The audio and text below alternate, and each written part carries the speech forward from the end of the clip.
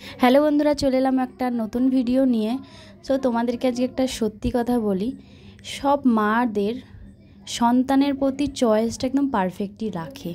কেন বললাম বলো তো? দেখো, এই ড্রেসটা আমাকে আমি কিন্তু পছন্দ করিনি। হ্যাঁ, এটা মা আমাকে গিফট করেছে। তোমাদের হয়তো এই কুর্তিটা লাগবে 250-200 টাকা দাম, কিন্তু না, 100 টাকা দিয়ে আমার মা এই কুর্তিটা আমাকে দিয়েছে।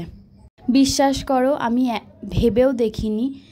ভেবেও আমি জানতাম না যে আমাকে এই চুড়িদারটা পরে এতটা সুন্দর লাগবে। যেহেতু আমি যে কটা ড্রেস এখনও পরেছি, সব কটা ড্রেসই আমাকে খুব সুন্দর লাগে, কিন্তু মায়ের এই দেওয়া জিনিসটা কোনো দিনও আমি ভুলতে পারবো না। যে আমাকে আজ পর্যন্ত মা যা যা দিয়েছে সবই আমাকে খুবই সুন্দর লেগেছে।